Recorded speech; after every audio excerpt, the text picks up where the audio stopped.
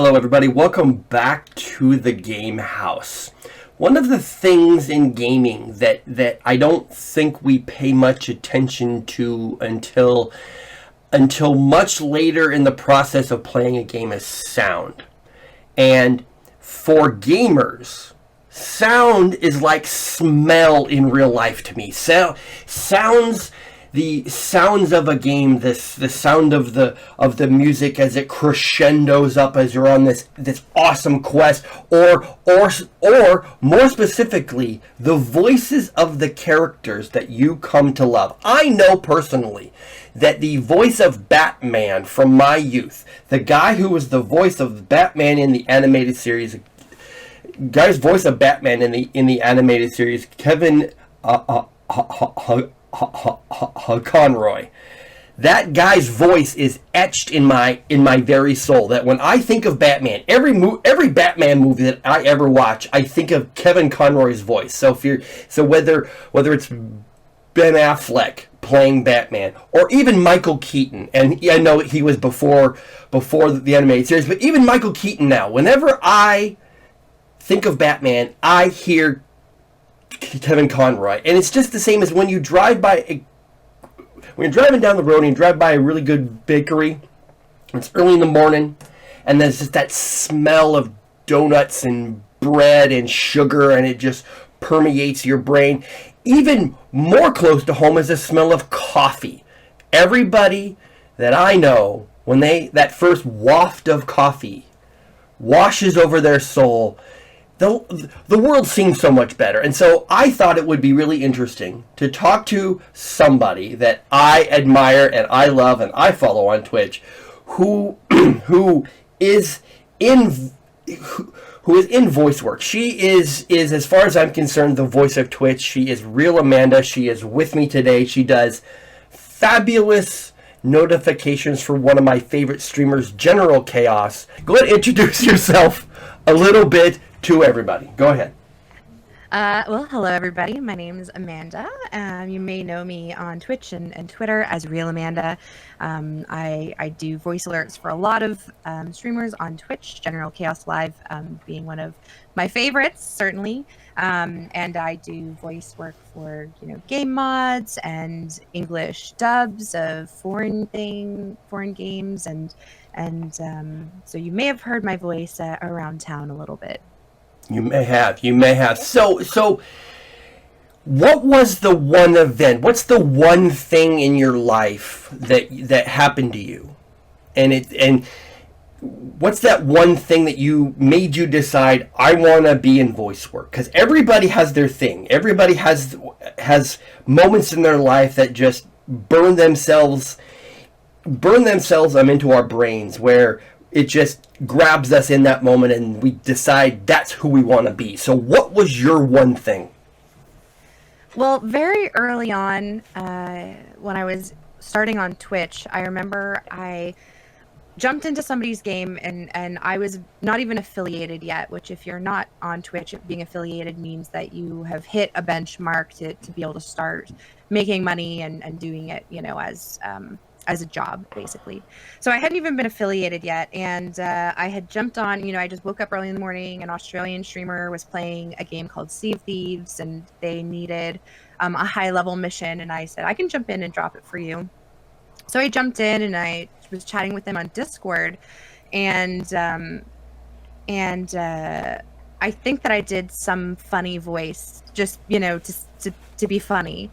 And everybody in this person's chat just, loved it. And once you kind of get that, it's just like when you do your first stand-up set and you get your first laugh, it's like your first hit of a drug, and you want more of it and more of it and more of it. And that was the moment for me. And somebody even said that they were driving home from work in the morning. They were doing a night shift and they didn't want to sleep. They just wanted to come and listen to the stream and listen to me talk with these people. And and that's sort of the spark. But it wasn't until I had been on Twitch for some time that I thought about actually doing voice acting as a career path.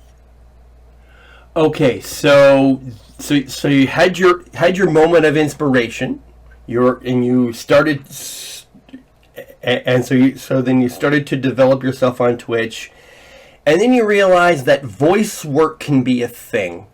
So obviously you don't just wake up one day and decide that you're going to do something on a professional level, right? So what were some steps that you took? Because I mean, I tell this to people all the time that say what I do when it comes to sports. I mean, I spent 20 years as an I spent 20 years as an umpire. You don't just wake up one day and all of a sudden, you're an umpire. It takes a lot of repetition and a lot of study and a lot of failing, a lot of sounding like a moron. And you're like, wow, that was horrible, but I love this and I want to do it again. What were some things along the way that sort of happened to you like that? Well, on Twitch, I definitely always wanted to be, I didn't want it to just be me playing video games. I definitely wanted, I always thought of it like live radio with video games going on. So, and that's the way I've always described it to people. My channel is like a live radio show. I want it to be about, I always wanted it to be about the entertainment and about the voice and about interaction and connection with people. And I feel like in that pursuit of following that direction that I wanted to take my channel, a lot of things came up, like doing funny voices and mimicking accents and doing little characters for a little while. For example, if I'm playing a game like Red Dead, I'll put on a Southern accent and have a bit of a character, not full role play like people do with Grand Theft Auto, but I always really wanted to have a bit of a character and provided a little bit more entertainment.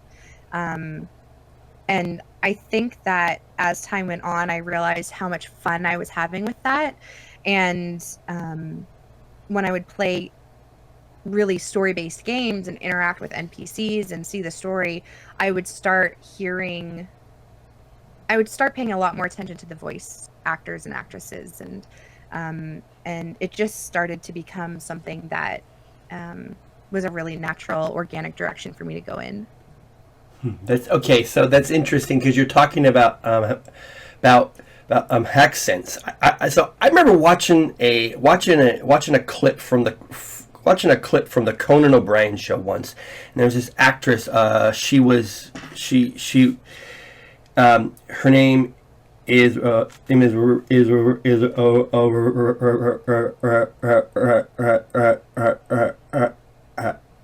Hubble Wilson, and she's from Australia. And she has a very thick Australian accent.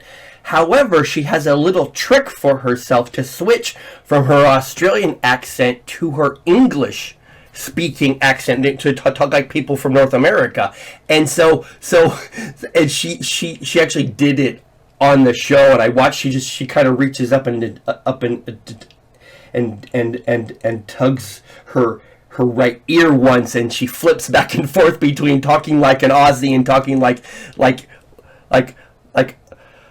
we do. So I was listening to you talk right there, and I can definitely hear the little bit of Canadian in your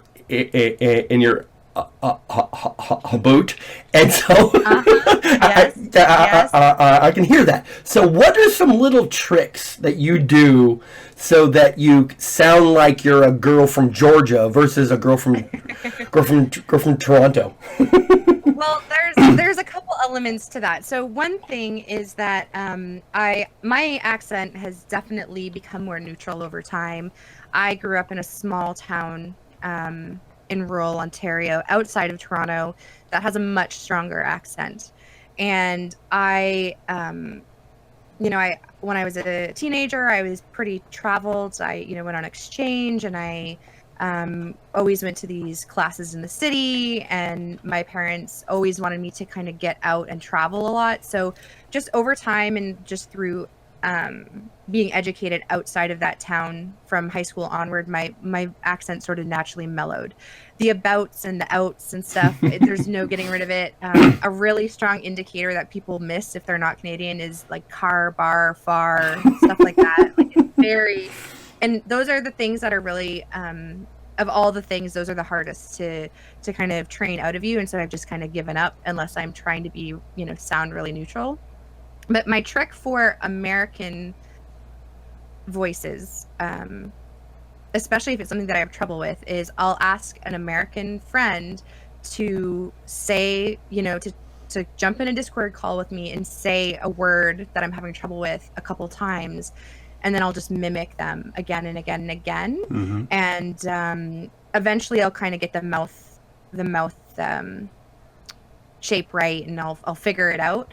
But I have to get into it, and I'll listen to that accent as much as I can. I'll listen to YouTube videos and podcasts and just get it into my head and mimic all day. So I'll be doing the dishes and mimicking, and I'll be cleaning my house or cooking or whatever I'm doing, and I'll mimic those voices, and I'll be listening and repeating words and trying to get it natural sounding. And I, even though I don't think I have that strong an accent, I really have to practice, because those little things are what give you away.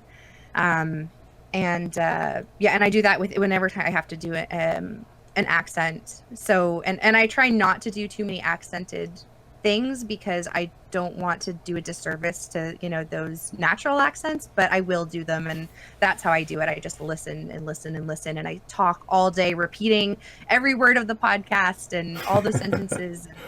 It's a lot of work for me, because it's not natural for me. But that's okay, because because you don't become good at something in 5 minutes. Even 5 months, it takes a lot of work, a lot of time, a lot of mistakes. I mean, I'm sure you've had people say to you when you do an accent, "That's horrible. That doesn't sound anything like that person." So okay, so for somebody like you and you're an aspiring voice actress. Let's just make that clear. You're an aspiring voice actress. You do get paid some for what you do. You spend a lot of time learning and picking up new things. What's that like when when you do something and someone says, "That sucks"? Well, it's not a big deal. It's just an opportunity to improve something. Right now, my white whale is the Australian accent. It's so difficult for a North American speaker to do an Australian or a New Zealand accent. The mouth shape is just completely different. Mm-hmm. And it's honestly, it's the most difficult accent for me to do.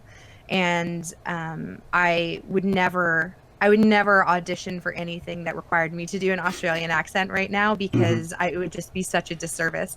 But I've heard multiple times that it's horrible when I've tried it, and so all that says to me is, okay, that one's not quite ready yet. Well, we're gonna have to workshop that one a little bit more. And my stream team is Australian. So anytime and it's my habit now is when I hear an accent, a new accent, is to repeat it. And you've probably heard that if you've watched General Chaos Live's Sunday streams, is you'll sometimes hear me repeat things they've said, and it's just a habit. And it's because I'm subconsciously trying to work out their accent. And I do that with the Australians too, but much less successfully. but negative feedback and criticism is really is an opportunity. It's someone giving you free advice. As negative as you might want to take it, it's something that is invaluable. So you just have to internalize that and use it to improve yourself. Okay, so on that vein, if there's somebody, and I know people will listen to this because I'm going to put this a lot of places, and put this and put this on YouTube, and put this in General Chaos's Discord, and everybody will hear it and share it. So if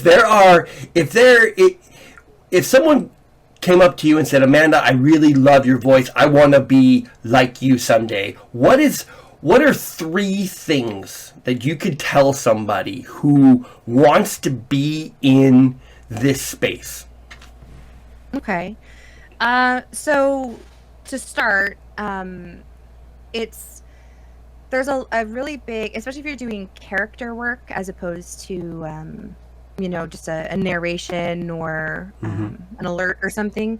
If you're doing character work and acting, I've never been, I did drama in high school and stuff, but I've never been classically trained or anything as an actor. But one thing I have learned is that it is really an emotional and mental workout, and you kind of have to start your day and get into a calm space before you go, because basically what you have to do is get rid of whatever baggage and emotions and feelings that you have so that you can have the emotional guts of whatever character you're going to be putting on. So I try to get into like a really calm space beforehand and get rid of a lot of those stresses. Like I try not to think about doing the whatever I have to do that day, Right. Getting excited about my stream as much as I want to get excited about the stream and thinking about what I want to do. You have to kind of turn off all those things. You have to turn off your phone. You can't be distracted. You have to put Facebook and Twitter down. You have to treat it like a real task that requires focus. It's not just reciting. So the first thing is getting into that headspace to absorb those feelings and internalize them so that you can project them when you talk. And it makes such a huge difference to do that, I've noticed. So that's the first thing. The second thing I would say is I had a friend who was a vocal coach for singing, and I'm not a singer by any stretch, but I did talk to them about breathing and kind of the techniques to push air out and things like that, and that has been a huge help and a huge improvement in all the work I do.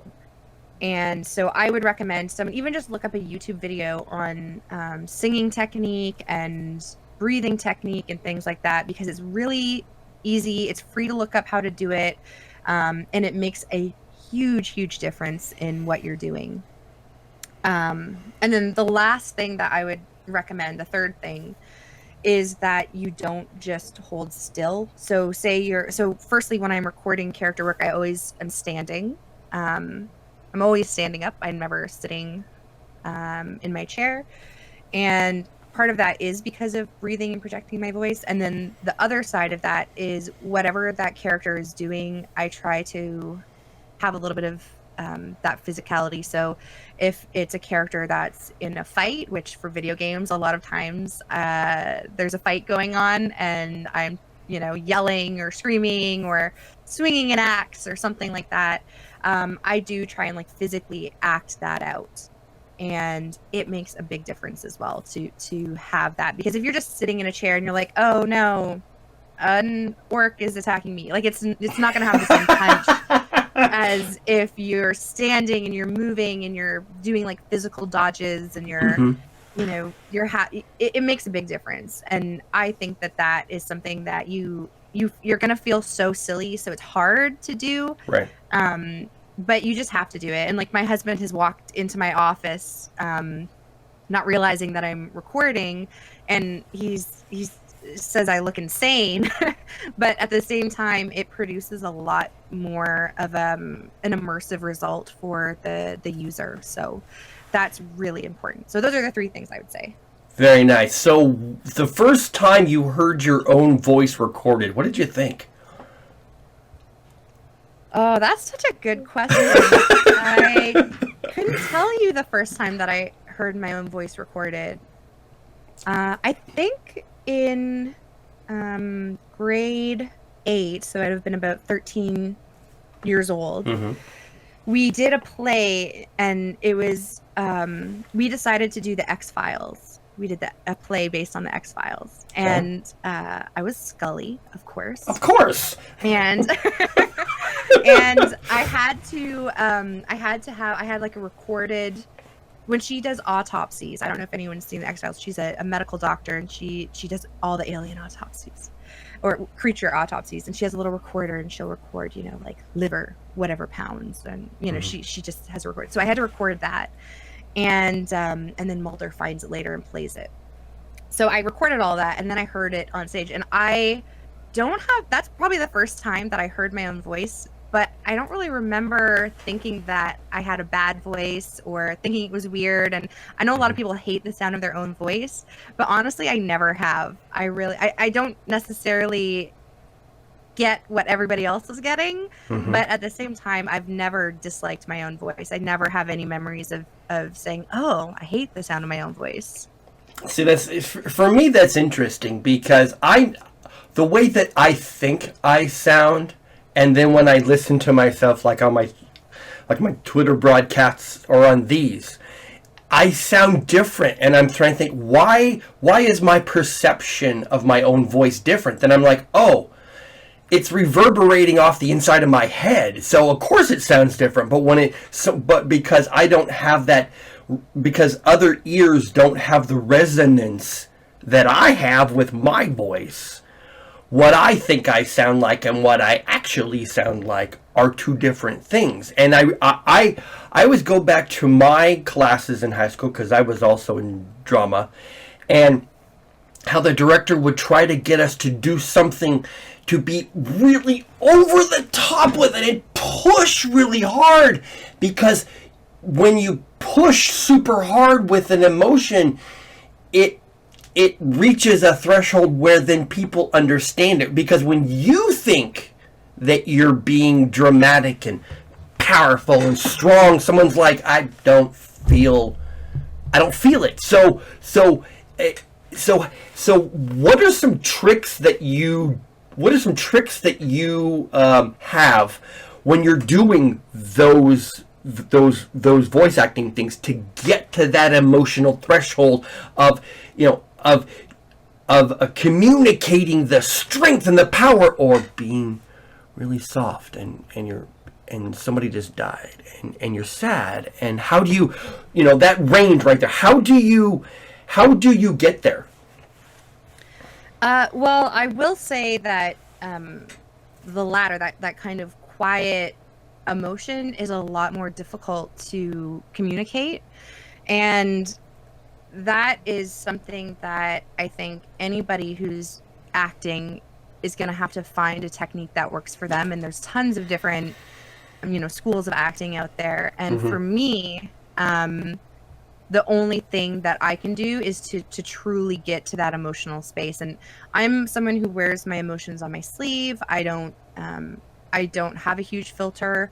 I don't hide my emotions, and my emotions are always very, close to the surface. So for me, I try to really get to that space emotionally. So, say I'm doing a scene where I'm losing somebody.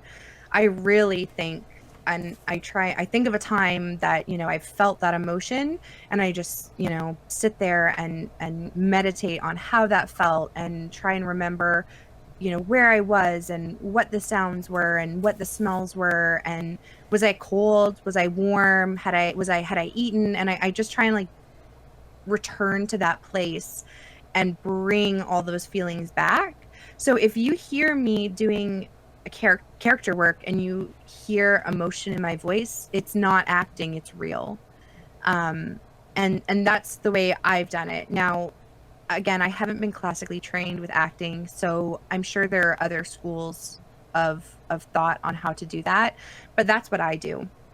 And same with, if my character is enraged or disgusted or happy or whatever, I try and just go to a moment in my experiences that have made me feel those emotions and get to that place again and really feel that way. Or at least try and remember how it felt and use it. So for some people, doing that can be really dangerous, because you're digging up things that you thought you had dealt with, right? Yeah.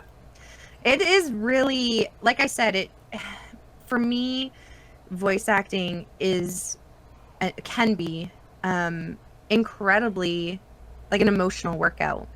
And I mean, it's never going to be as intense as the actual moment, but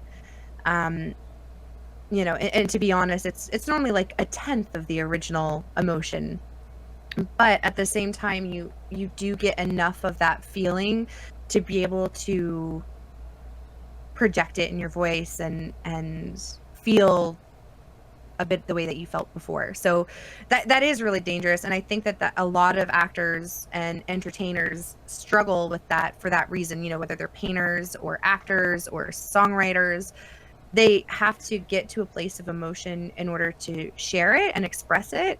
And I think that's why so many creative people have you know, need a lot more support when it comes to their, you know, their emotional well-being. So I think that, you know, it's when we talk about that emotional range and being vulnerable. One of my favorite comedians of all time, Mitch Hedberg. He had this really unique style, and he never swore. Just had just more of a cerebral wordplay, and you could tell he was working out his uncomfortable feelings on stage and doing it through laughter. But he ended up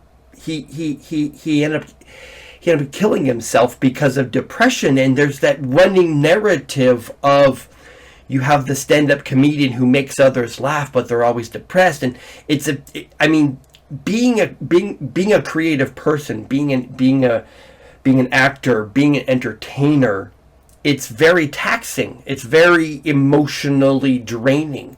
So for you, when you have these sessions and you're putting in this work and you're physically tired at the end, what are some things that you do to recharge?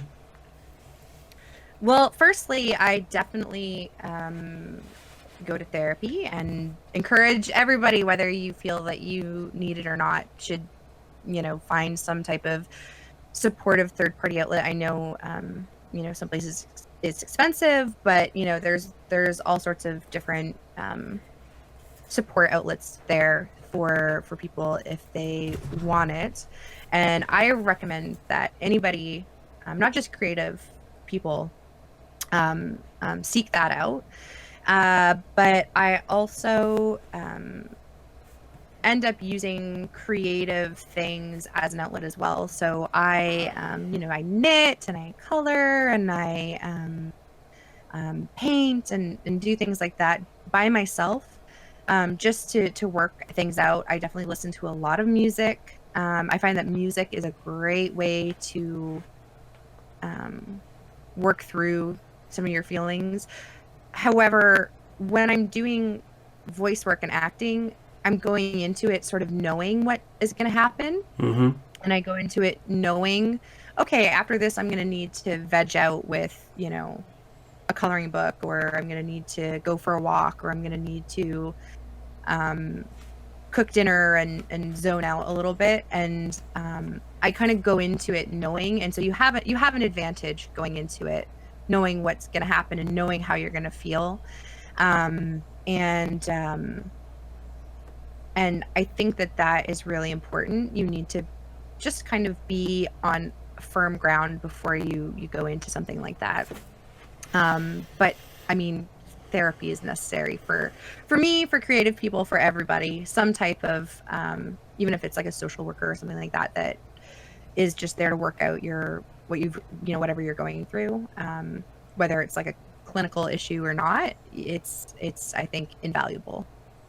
Yes, absolutely. And that, you know, Amanda, thanks very much for making time for me. I know that you are a busy person. You have a husband, and you have a stream, and you have all the people that are in General Chaos's Discord that you have to do live notifications for. I specifically donate to General Chaos's stream just so I can hear real Amanda's notifications. They make my day. Just saying. Yep. Well, now you can listen to me this whole time. Oh, I'm yeah. here. I'm here. I have to focus because I'm just like, I'm in my chair and I'm just melting into my chair. Like, no, I'm the host. We're done this podcast, so. I'm just melting into my chair. Like, oh, no, I'm the host. I have to have energy. I have to bring it. I have to ask good questions. I have to focus. Melty. Anyway, so here's the best part of the whole interview. If people want to hire you to do work for them, where should they go? They can go to realamandalive.com, and I have voice demos there. I have a form where they can contact me. They can ask me any questions they have beforehand. They can see what kind of work I've already done, character work and narration and alerts and all of that is there. So realamandalive.com. And yeah, everything is linked there. So anything else I do is going to be linked at that hub. And I'll be darn sure to put that link in the description below, because you have to hear. I mean, sometimes I just drop into General Chaos' stream just to hear the notifications, like, yeah. There's something about sound, that low end, sultry. Oh, thank you for all those biddies. You know, just, and it's like, oh, it just melts me. Oh, I can't. I'm ranting. Okay. Anyway, thanks for making time for me, Amanda. I'll be sure to share this with you and tag you and put it in General Chaos Discord. Thanks for making time for me. Do you have anything any projects that you're working on coming up that you'd like to talk about? I do have a fun project I'm working on. It's not ready yet. It's a massive Skyrim mod. I just had one released today. It's linked on my Twitter, which is RealAmanda as well. Or it was released last night. And it was a smaller one, but I'm a character, one of the main characters, the main NPCs in that Skyrim mod. My character is romanceable, so you can take me on all your adventures, and you know. so that is a thing that's available. It's linked over on my Twitter, and it's a sequel to another big mod. And I also am working on another modification where I'm using an accent, I'm using a different voice, I'm playing one of the Khajiit characters, which is, if you don't play Skyrim, is like a kind of a cat person, and they have sort of a, you know, vaguely Eastern European voice, and it's a lot deeper and gruffer and growlier than my natural accent, which I'm not going to do now, but that's coming up. So, and I believe there is a demo of that voice on the website. So. Oh, so that gives everybody all the motivation in the world to go over to realamandalive.com. Check her out on Twitter at Real Amanda. Thanks, Amanda. You're absolutely awesome and fabulous. Thank you so much for having me. I had a blast doing this. Awesome. Hey, everybody. Thanks for tuning in to the Game House. If you like what we do here, if you like this video, the other videos, please like, share, subscribe, and we'll see you soon.